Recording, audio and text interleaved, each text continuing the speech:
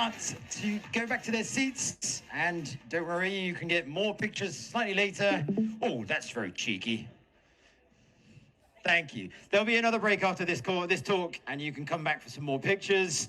If I could just ask our previous speakers to move over ever so slightly, a few meters that way, that'd be super helpful. Thank you. All right, we're about to get started on our next panel. Our next panel are here to tell us everything about Daoism, okay? And to do that, we'll be having Farokh, who we had this morning. He'll be moderating the session. He's the co-founder and CEO of Rug Radio. Please bear with him. He had a late night last night, so his voice isn't what it used to be, but I'm sure he's very happy to be here. And in terms of our speakers, we'll have Jonathan Perkins, who's the co-founder and CPO of SuperRare. We'll have OSF and Mando, who are the two co-founders of Rect Guy. Aubtoshi, who is Nounish builder at Nouns DAO. And that's it. So welcome on stage, guys. Thanks for being with us, and a big round of applause.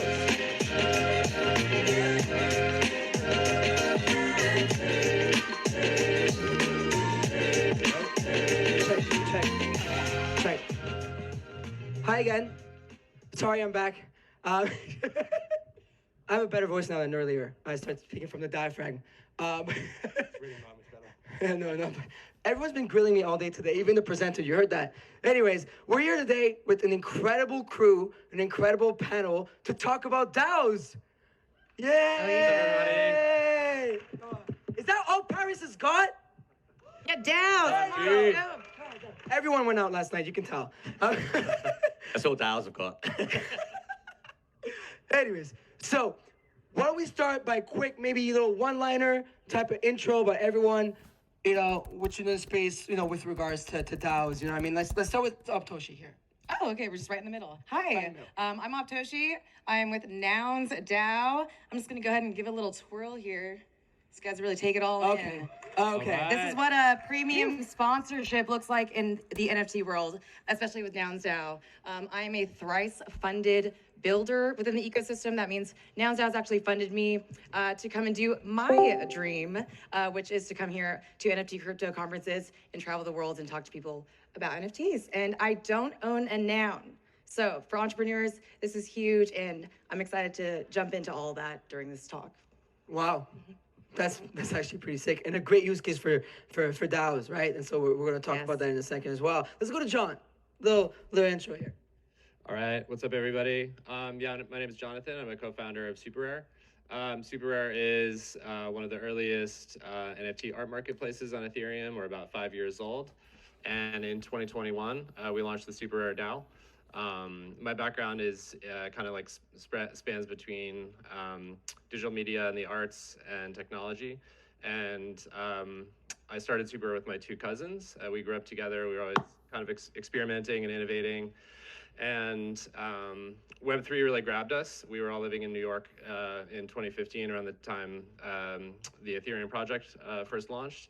And one thing that was really captivating us to us from the beginning was the ability to have kind of user-owned platforms, or decentralized control, or like kind of regenerative economies, and generally we call those DAOs nowadays. Super happy to be here and get into all of it. I love that. I love how you're both repping, like head to toe. He's got the dollar sign there going on. Tell me you're owner now without telling me you're a nounder. Yeah, exactly. You got the whole thing, and I'm wearing a rug, so it's perfectly on brand. And Obi, Mando, the two big DAO guys on here. I mean, talk to us. And so actually you can't spell Mando without DAO, literally. And we call him Mandao actually behind the scenes. But, tell us a little more about, your I forgot the word in English. I've been talking too much French over here. How involved you are within the DAO ecosystems and Yeah, sure. So me and Ovi are both co-founders of Canary Labs. We've done a few projects in the space, Rec Guy, Degens, and then we're both advisors to the Rug DAO. We work very closely with Farokh. We're one of the biggest holders of Rug Radio assets, and also we're heavily involved in the ApeCoin DAO. So we have a lot of experience with like project DAOs more on the operational level, and then I guess management alongside for Rug DAO. Yeah, so actually, I'm gonna go back to you all, because I feel like there are a couple big misconceptions, right, when it comes to DAO. And I love that you said you're thrice founded creator, right, within DAOs. And a lot of people like to say that, oh, DAOs don't work. DAOs this, that. It's like preconceived misconceptions, I think. And that's because we haven't yet seen a few DAOs really work out within the NFT ecosystem. I think Nouns obviously is like the one that comes, like every time we talk about DAOs, you go, okay, Nouns DAO, right? And so, but why is that? Like, can you talk to us about, how come Nouns, what has Nouns done to be able to do something, to be able to empower creators like yourself? Yep, I would say that there are two main things that are the reason that Nouns DAO is, in my opinion, not just because I am with Nouns, and I'm technically not with Nouns in the sense of I'm not hired by them. A DAO is a decentralized, autonomous organization. Holders have come together and have voted for this. I don't have a title or a position. I've made my own pathway. So I think for holders, the big key here is that your utility is no longer just a pass to get into a party, which is so cool. I'm not downing on that or fudding that in any way, but your utility is actually your involvement. This big treasury that's there and all the builders that come to seek out money from this treasury to do their projects, you get a say. You get to vote every time. The second key thing, not for holders, but for builders themselves, entrepreneurs, if you have something that you want to build, if you're an artist, if you're a musician, if you're an accountant or a expert marketer, you can go into a DAO and especially Nouns DAO and tell people what you want to do and then sort of bring your talents to the forefront. That's how they have such an expansive and unique group of builders. I think if the one sentence you leave here with today in your head, I just want you to know is that Nouns DAO funds builders. And so please, I know that it's a small talk here, but please, I'm at a booth. Please come up to me afterwards and tell me what you want to build. Tell people where it is, the booth. At the very front with POAP. We're big POAP maxis here. Yeah, we're big POAP people over here as well. Yeah, we love POAP. Shout out to Luca. I see him all around. I love Luca. And Patricio as well. It's great. But I love that you said that. The utility is also your your involvement within the ecosystem, which is really great. I mean, John, you guys is more from a marketplace standpoint, right? So, we hear a lot about marketplaces and DAOs, latest marketplace that launched a token, which is governance token as well. So they're saying and whatnot. So how does it work for you operationally, right? Like you have Super Rare, you have the Rare DAO, and what are some things that you've seen work out for you guys? For someone who wants to maybe start DAO side by side with their company here. Yeah, absolutely. It's a great question. So, if you've been in the crypto ecosystem a while or read about it, the ability to kind of have tokenized projects has been around for a while. And in 2016, 2017, there was a model of kind of like come up with an idea and a fancy splash page and then like sell a token and raise a bunch of money and then like maybe go on to build a product. And, some successful projects came out of that. Some aren't even decentralized, like Binance did that. They're, corporation.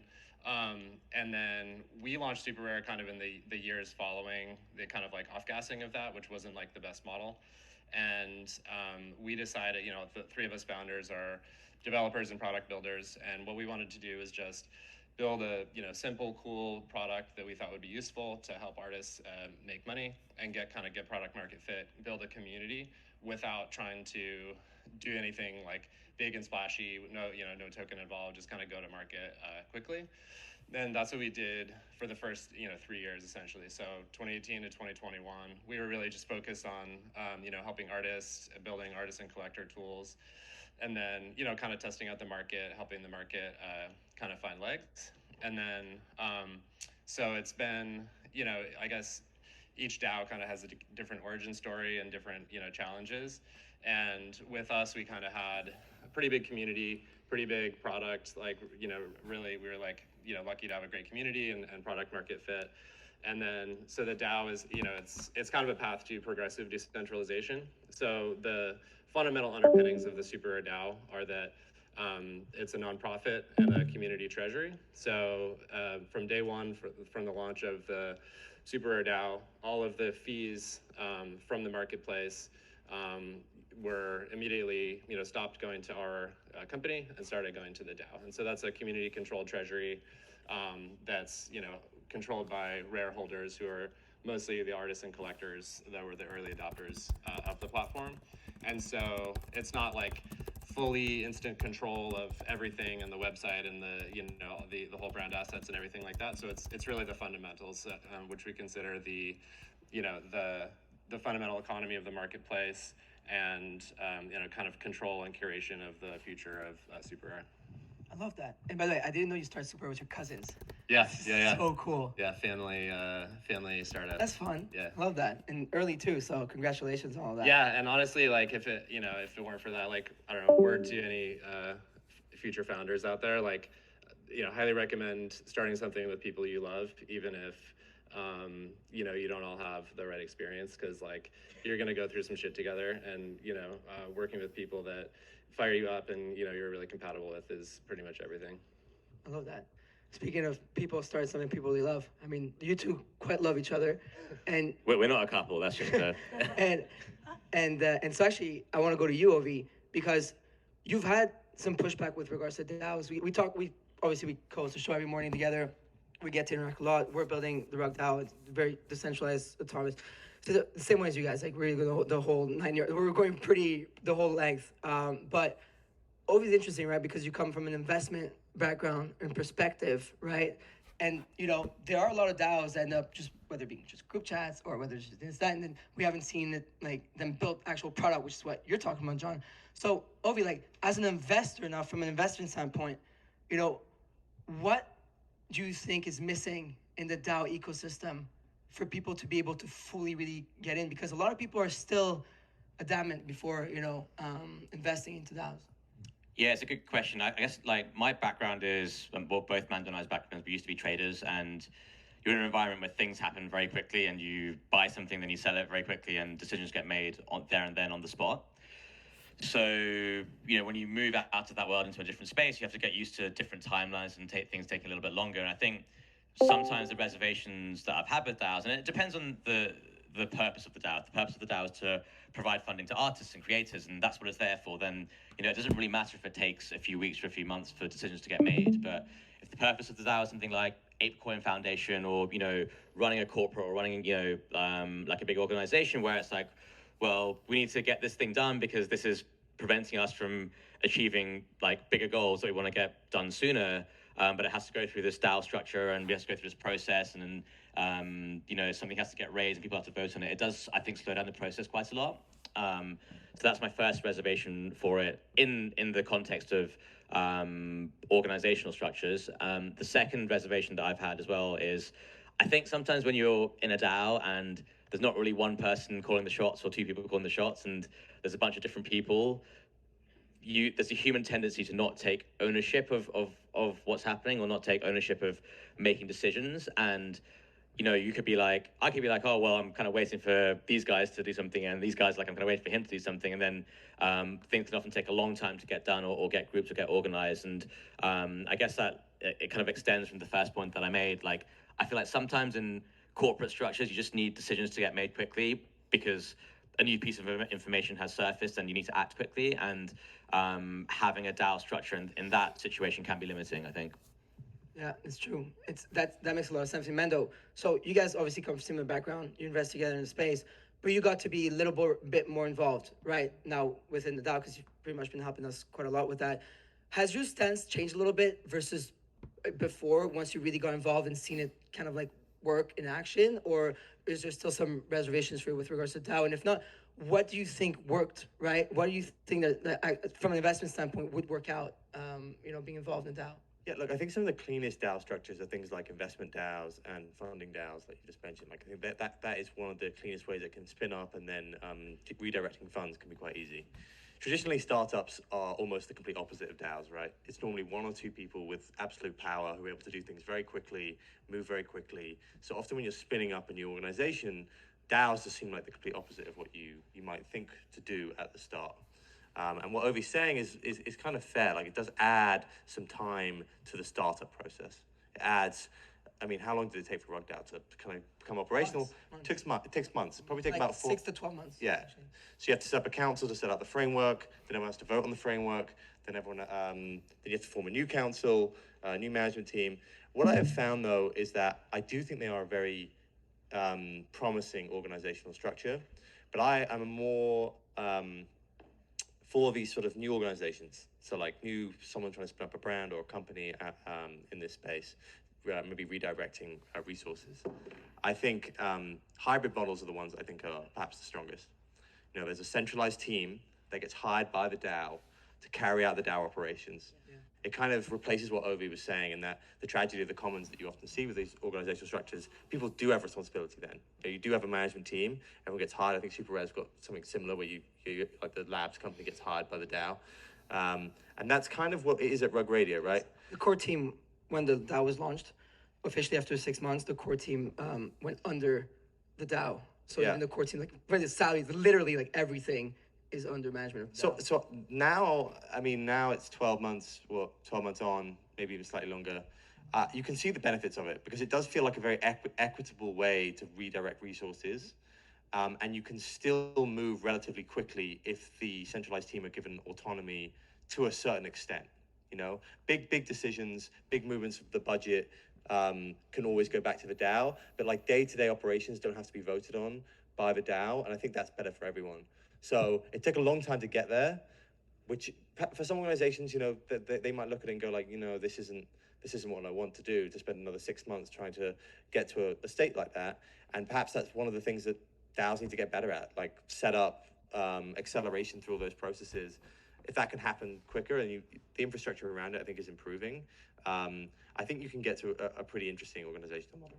Yeah, I'm so sorry. As soon as you guys were both talking about that, we did see that trend sort of with the nouns, that like we kind of need this money now, but that's how pods have started to form, and then these sub DAOs. And so if I'm, you know, with if I'm with 5 musicians within nouns and we all found each other, we might make a music pod. NARS DAO formed from nouns. NARS focuses only on professional athletes and extreme sports. Food Nouns was founded from Nouns DAO and focuses only on food-related things like feeding people in Africa. And so we see these pods that come through where you no longer have to kind of wait for that proposal process. So I think that if you think about the proposal process, it's not just as an individual. You can come in with the community and say, hey, we want our pod to be funded 100 ETH. And then if the holders say yes, they're essentially entrusting you at that point to just manage that fund. Then people don't have to go through proposal process to access those funds from you, or you just, they get to just ask you. That's actually how I was initially brought into Nouns. I had failed a proposal process 3 times. So just never give up, it's so real. And then I got one of the groups that was a pod and just could fund,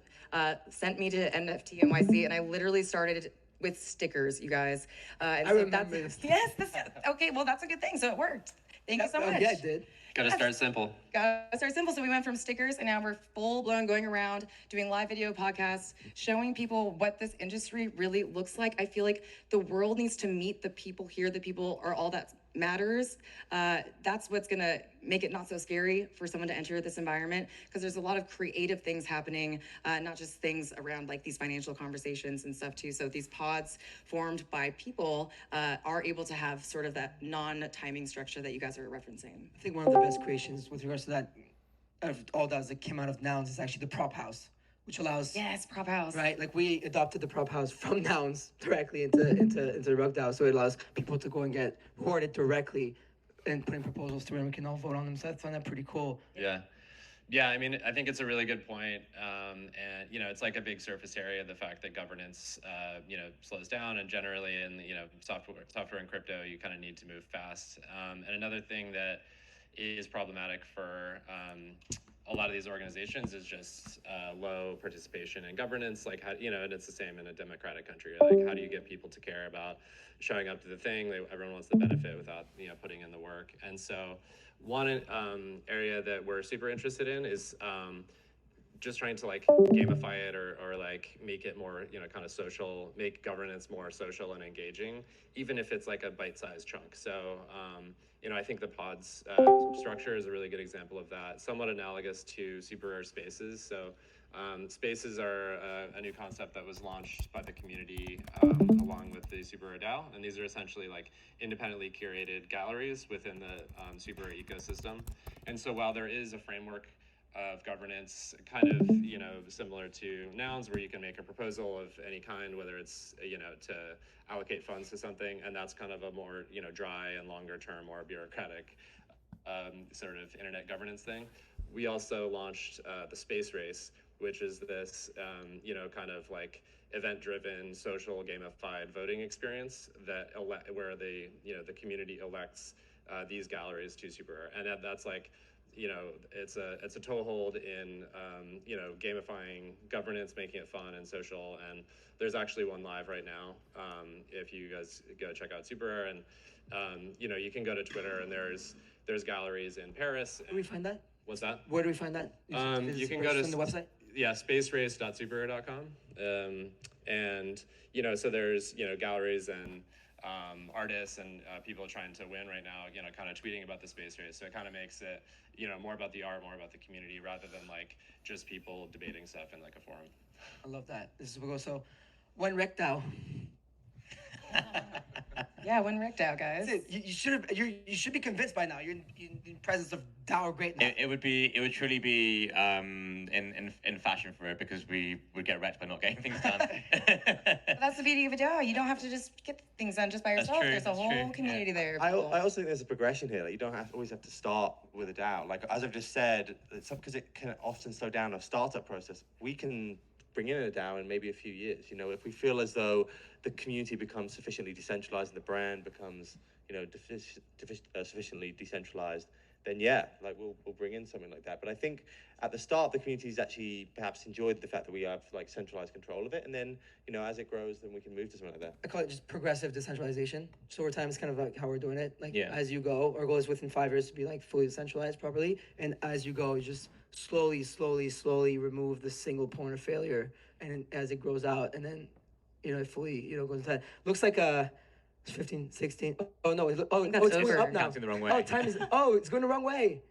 We're over time. When you talk, it goes the wrong way. And when Yeah, you talk, look, it goes down. it's because now we're talking too much. We're 25 seconds over. So can I ask about you? Like, what about you with DAOs? You're I the don't guy. I don't think they want you to ask about me. Can they ask about me? I think.